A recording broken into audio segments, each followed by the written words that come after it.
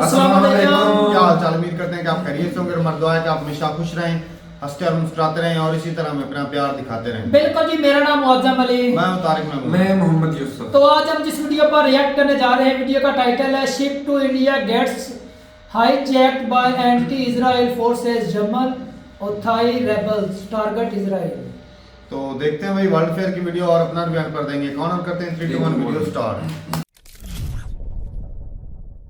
नमस्कार and welcome you all to world affairs. मैं हूं प्रशांत धवन। नाउ इजराइल और हमास के बीच में जो वॉर चल रही है आज के समय, इसका रिसेंटली देखा गया कि एक इम्पैक्ट इंडिया पर भी हुआ। नाउ डायरेक्टली तो नहीं हुआ, मगर एक कार्गो शिप जिसे इंडिया में आना था ये हाईजैक कर ली गई है। यहां पर आप देख पाओगे इससे रिलेटेड बहुत आर्टिकल्स पब्लिश हुए हैं कि एक कार्गो शिप जिसे इंडिया आना था ये हाईजैक हो चुकी है हूती रिबल्स द्वारा। नाउ इन लोगों ने इनिशियली समझा था कि ये इजरायली शिप को हाईजैक कर रहे हैं, मगर बाद में इजराइल की डिफेंस फोर्सेस ने लिटरली ट्वीट करके इनको बताया कि जो शिप तुम हाईजैक करके बैठ गए हो ये हमारी नहीं है। आई मीन आप कह सकते हो एक टाइप का ब्लंडर ही है ये हूती रिबेल्स का कि लिटरली इजरायली डिफेंस फोर्सेस को इसके बारे में ट्वीट करनी पड़ी, क्योंकि इनिशियली ना मीडिया में ये रिपोर्ट आ रही थी कि इजराइल की शिप पकड़ ली गई।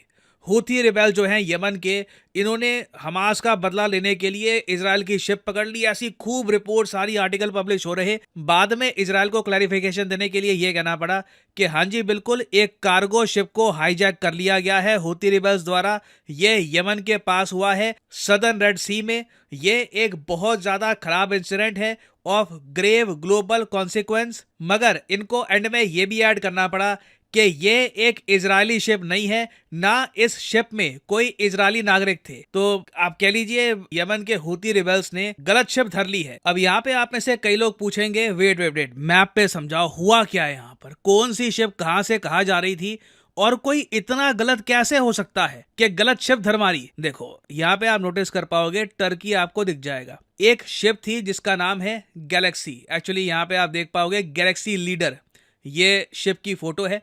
गैलेक्सी लीडर टर्की से रवाना हुई। नाउ गैलेक्सी लीडर क्या एक टर्किश शिप थी? नहीं, ये एक ब्रिटिश शिप थी, ब्रिटिश कंपनी की शिप थी और इसे इंटरनेशनली काफी यूज किया जाता था। ये आपको पता होगा कार्गो शिप्स ही आज के समय इंटरनेशनल जो ट्रेड है इसका मेजर चंक संभाल रही हैं।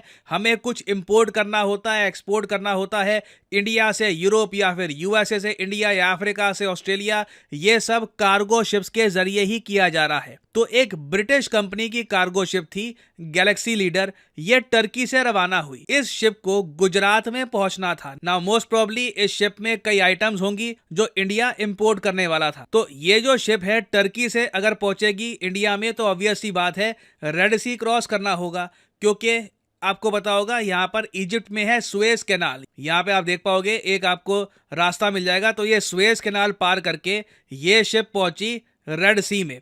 नाउ रेड सी के पास जब ये शिप थी ना, तो यमन देश, यहाँ पे आप देख रहे हो ये आपको कंट्री दिखेगा यमन।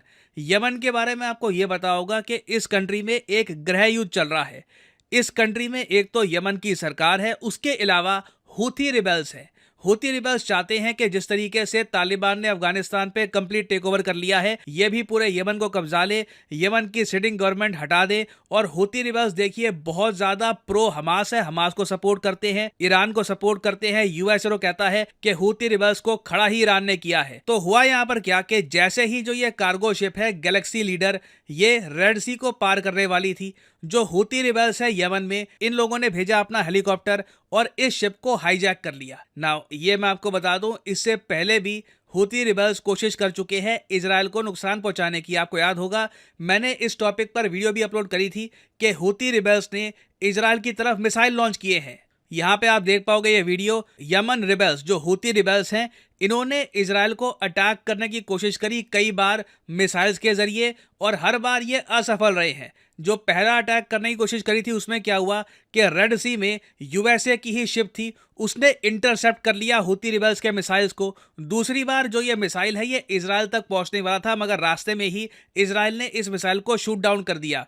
तो हूती रिबेल्स के पास देखिए थोड़े बहुत साधन हैं, इनके पास हेलीकॉप्टर्स हैं, मिसाइल्स हैं, मगर इतनी इनकी टेक्नोलॉजी एडवांस है नहीं कि यूएस इजराइल को चुनौती दे पाए। तो इस पर्टिकुलर केस में लग रहा है कि हुआ ये है कि हूती रिबेल्स ने ये समझा कि एक शिप आ रही है, ये इजराइल की है, इसमें इजरायली होंगे, तो इन लोगों ने शिप को धर लिया है और अब इजराइल इनको समझा रहा है कि जो आपने शिप पकड़ी है उसका हमसे कोई रिलेशन नहीं है। हाँ, इजराइल ने यह कह दिया है कि हूती रिबेल्स ने जो किया है ये बहुत गलत है, एक इंटरनेशनल रिस्पांस चाहिए होगा इस शिप को छुड़वाने में। और बिल्कुल मेरे हिसाब से हूती रिबेल्स से एक बहुत बड़ी गलती हुई है और कोई बड़ी बात नहीं है कि एक इंटरनेशनल रिस्पांस के चलते कई कंट्रीज इन्वॉल्व हो जाएं और हूती रिबेल्स को एक झटका दें। क्योंकि देखो अंत में ना शिपिंग लेन्स ओपन होनी चाहिए। इंडिया के इंटरेस्ट में क्या है? हमारे इंटरेस्ट में ये है कि कोई भी यहाँ पर शिप हाईजैक ना हो इंडियन ओशन में या फिर यूरोप में कहीं भी। हम फ्री ओपन ट्रेड चाहते हैं, क्योंकि जब देखो ट्रेडिंग रूट्स कोई आपके ब्लॉक करता है या फिर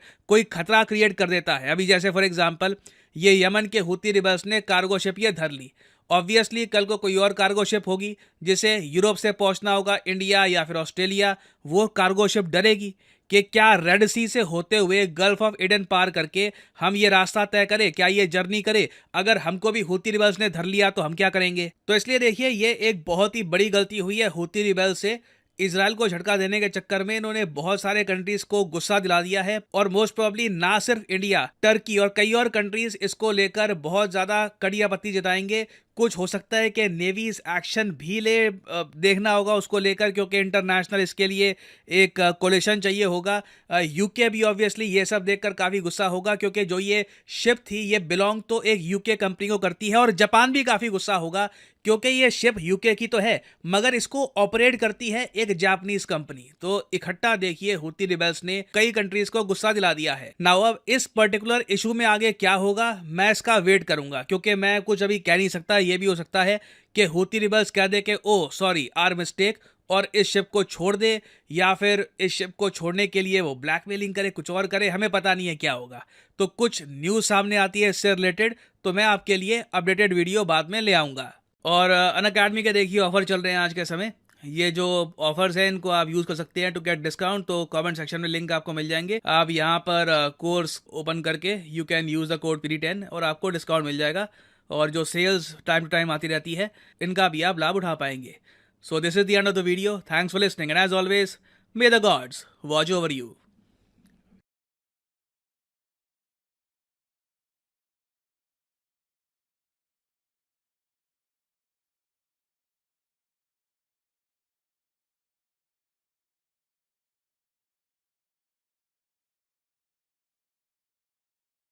चलें जी, वीडियो खत्म हो गया। और भाई साहब ये हूती रिबेल जो है ये आजकल डॉन बना फिरता है इलाके में, लेकिन वो ऐसा है कि वो फ्लॉप डॉन जिसे बोलते हैं।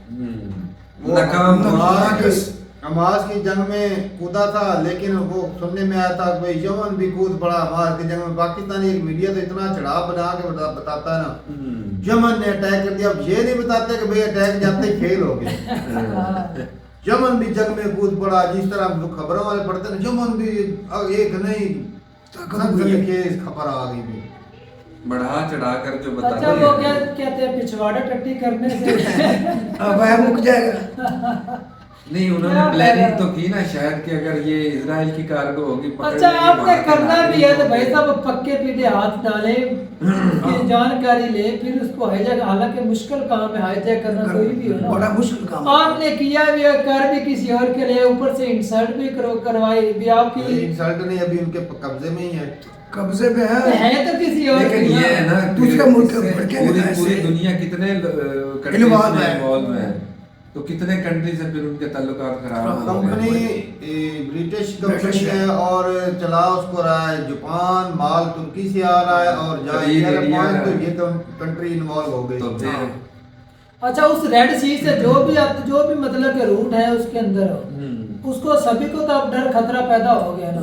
अगर कल को वो रूट चेंज करके किसी और रूट से आ जाए तो इजराइल को ज्यादा डर पैदा होगा कि अगर इजराइल का कोई चीज आ रही हो तो उनको खतरा है, बाकी दुनिया को नहीं है। लेकिन ये भी अब किसी के वो कंपनी तो दूसरी कंट्री की चल रही ये है। तो- अब इससे क्या पता चलेगा भाई साहब के ये इजराइल के लिए जा रहा है या किसी और कंट्री अच्छा, के लिए। लेकिन तो सारा पता पर नहीं जो चलना। ट्रेड होती है वैसा वो तो अलाउ करते हैं, ऊपर से हो चाहे समुद्री हो चाहे जमीनी हो, जो भी, क्योंकि उनके एग्रीमेंट होते हैं, उसमें किसी को नुकसान नहीं होता। अगर एक कंट्री से आ रहा है दूसरी कंट्री में जरा दोनों कंट्री का नुकसान पता होता है, पता हर भी जगह होता है। पे हो जाए। ये फ्री ट्रेड होना चाहिए, मतलब कि कोई रोक टोक ना हो इसके अंदर, जो हाँ, ट्रेड हो रही है सही उसकी। बात है, trade- बाकी आपके मसले मसाइल होते रहते हैं कंट्रियों वो में, चले। वो उसके और हल होते अब हैं, इससे वो और कि- मुद्दे हैं। कंट्री मैंने इन्होंने सोचा ना शायद कि अगर उनके- ट्रेड बंद हो जाए ना किसी कंट्री के, भाई तो कंट्री खराब हो जाता है, खराब हो उसकी जाता है। economy जाती, ना इंपोर्ट होगी ना ना एक्सपोर्ट होगी। export अगर होगी। इसको अगर जो कंट्री रोकने लग जाएंगे तो भाई साहब कंट्री एक बड़ी जंग की सारा तरफ निजाम जाएगी। तिजारती निजाम निजाम खराब हो बर्बाद जाएगा। हो और जाएगा ये इससे। उसी लेवल छोटा सा ये गुंडा मुंडा ही है वो इतना छोटा सा यमन है ये। नहीं नहीं, लेकिन ये यमन की हुकूमत की तरफ से नहीं है। हाँ। ये ऐसी ये है ये जैसे एक तालिबान अलग, है, हाँ, ये जैसे एक अलग तालिबान से है। जमात है उनकी। अच्छा वो मैं की सोच बात रहा है। था भाई साहब जो हाँ। पाकिस्तान में टीटीपी वाले हैं कि उनके पास भी इस तरह के हेलीकॉप्टर वगैरह होंगे, फिर नहीं होंगे। नहीं यहाँ पर यहाँ पर नहीं है मेरे वो ख्याल सारा में। कुछ उनका ही ये है, यमन में ही है जो उनका है वो उनका है, जो उनका सारा है। कुछ कैसे नहीं जो नहीं, वो तो में- कंट्रोल पाकिस्तान आर्मी के पास है ना वो ऐसे। एक- और भाई यहाँ सिविलियन को एक परमिशन ही दी बड़े हेलीकॉप्टर बड़े रखने की। बड़े- टीटीपी वाले सिर्फ फौज वाले कर सकते हैं। पाकिस्तान के वो पाकिस्तान में बता ये दें सारा सिविलियन एक को है चीज़ है। परमिशन। जब मुसीबत आती है तो एकजुट हो जाते अच्छा हैं। भाई, इस कौन जब से- पावर की बात आती है तो आपस में जिस तरह पाकिस्तानी ये है लीडर है, पावर की बात आती है तो लड़ने लग जाती है, जब मुसीबत आ जाती है तो एकजुट हो जाते हैं। अच्छा भाई यहाँ पे ना मेरा एक सवाल बनता है, क्योंकि करोड़ों का सामान होता है, अरबों का, जो एक शिप होती है उसमें साफ ज़ाहिर है भाई साहब इसकी इंश्योरेंस भी होती है। अगर इस तरह रास्ते में हाईजैक हो जाती है, लॉस हो जाता है, तो क्या ये कंपनियां जो इंश्योरेंस कंपनियां वो इसका भी जिम्मेदारी लेती है या फिर वो वैसे हादसे की जिम्मेदारी लेती लेकिन है? इंश्योरेंस वाले जो इंश्योरेंस करते हैं वाला। वैसे उसके अंदर भी कुछ ना कुछ शर्तें होती हैं, शर्तें अगर होती डूब हैं। जाए खराब हो जाए या इस तरह की उन्होंने कुदरती hijack कर- आफात, hijack वाला कुदरती नहीं काम। आफात से जो है ना वो उसकी जिम्मेदारी रिस्ट्रिक्शन होती है, ये तो वैसा हाँ, पैदा hijack करती है करके। साफ जाए। अगर इस तरह की सिचुएशन बन जाए तो क्या इंश्योरेंस कंपनियां जो थी वो पैसे पे करती हैं या नहीं? तो ठीक है भाई, अपनी राय जरूर देगा कमेंट सेक्शन में, लेकिन ये गलत चीज़ है भाई, इस तरह नहीं होना चाहिए। अच्छा ये उसके तो अंदर जो चीजें हैं वो दुनिया में खराबी इंडिया करने में वाली। प्रेशर डाल सकता है ना सारे मुल्क डाल सकते हैं सारे। क्योंकि हमारी माल चीजें- उनका आ रहा है। अगर कुछ माल ऐसा है जो खराब हो सकता है 2-4 दिन, हफ्ते 10 दिन हाँ, में, हाँ, तो खराब भी हो सकता है, उसकी भरपाई फिर उनको ही करनी पड़ेगी। लॉस होगा उसमें। सही बात है। तो ठीक है भाई, अपनी राय जरूर देगा कमेंट सेक्शन में। मिलते रहे वीडियो के साथ, तब तक के लिए इजाजत दें। अल्लाह हाफिज।